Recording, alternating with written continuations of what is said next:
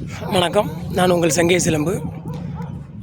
நேற்று ஒரு வழக்கறிஞர் கூட ஒரு யதார்த்தமான ஒரு விவாதம் நமக்கு ஒரு கருத்து பரிமாற்றம் செஞ்சுட்டு இருக்கும்போது ஒரு நல்ல தலைப்பு எங்கள் ரெண்டு பேருக்குள்ளே அமைஞ்சுது. அது என்னென்னு பார்த்தீங்கன்னா, பொருளாதாரம் சம்மந்தமாக ஒரு தலைப்பு எங்களுக்குள்ளே வந்துருச்சு. என்ன சொல்கிறாங்க அப்படின்னா, இப்போ எல்லா மனிதர்களுமே பொருளாதாரத்துக்காக தான் உழைக்கிறாங்க, படிக்கிறாங்க, வேலைக்கு போகிறாங்க எல்லாமே. அப்போ பொருளாதார தன்னிறைவுங்கிறது எந்த இடத்துலங்கிறது என்னோடய கேள்வியாக இருந்தது. அதுக்கு வழக்கறிஞர் நண்பரும் ஷாக் ஆகிட்டார். இல்லைங்க, எனக்கு அதை பற்றி ஐடியா இல்லை, நீங்கள் சொல்லுங்கள் அப்படின்னாரு. தனிமனித பொருளாதார சிந்தனை ஒரு நூல் எழுதிட்டு இருக்கேன். அதில் நான் அதை பதிவு பண்ணியிருக்கேன். எப்படின்னா, பொருளாதாரம் இவ்வளவு போதும்னு சொல்லி எந்த இடத்துலையும் இந்த உலகத்தில் பதிவு பண்ணவில்லைங்கிறது என்னோடய தலைப்பு. அதுக்கு உங்கள்கிட்ட விடை இருக்கானா? விடை என்கிட்ட அதுக்கு இருக்குது. அதில் என்ன சொல்லியிருக்கேன் அப்படின்னா, இப்போது கூலி வேலைக்கு போகிறவங்களும் தன்னிறைவு ஆகலை பொருளாதாரத்தில்.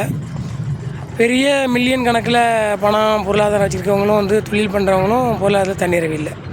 அப்போ யார் தான் தன்னிறைவு? அப்போ தன்னிறைவுனா என்ன அப்படின்னு பார்த்தீங்கன்னா, காமனாக ஒரு மனிதனுக்கு பொருளாதார தன்னிறைவு அப்படிங்கிறது பார்த்திங்கன்னா, இப்போ உலகத்தில் தங்கத்தையும் இயற்கை வளத்தையும் தான் பொருளாதாரத்துக்கு எடுத்துக்கிறாங்க உலக நாடுகள்.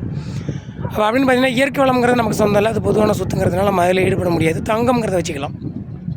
அப்போ தங்கம்னா தங்கம் வாங்குறவங்க தான் பணக்காரங்களா, வாங்கி வச்சுருக்கவங்க பணக்காரங்களா? அவங்க தான் தன்னிறைவானா? அதுவும் இல்லை. ஏன்னா அது மேம்படுத்த முடியாத ஒன்றுன்னு தான் நான் சொல்ல முடியும். இப்போ ஒரு சவரன் தங்க வச்சுக்கங்களேன், அதை மாத சம்பளமாக ஈட்டுறாங்கல்ல, அவங்க நடப்பு காலத்தில் தன்னிறைவான பொருளாதாரத்தில் தன்னிறைவானவங்கிறது என்னோடய கருத்து. அதை தொடர்ந்து நீங்கள் ஒரு மாதம் இல்லை ஒரு 2 மாதம் அப்படின்னா அது தன்னிறைவு இல்லை. குறைந்தது ஒரு சவரன் நகை ஒரு சவரன் வாங்குகிற பொருளாதாரம் நீங்கள் தொடர்ந்து 20 வருஷம் சம்பாதிக்கணும். ஸோ அந்த அளவுக்கு நீங்கள் மேம்பட்டுக்கிட்டே இருக்கணும். அது ஒரு பிறவியோட பொருளாதார தன்னிறைவுன்னு நான் சொல்லுவேன். ஏன் அப்படின்னா, அதுக்கப்புறம் அந்த பொருளாதாரத்தை வச்சு குழந்தைங்கள படிக்க வைக்கலாம், அதை வச்சு நீங்கள் பார்த்திங்கன்னா மேம்பட்டுக்கலாம். ஓரளவுக்கு உங்களுக்கு நேரம் மிச்சமாக இருக்கும்.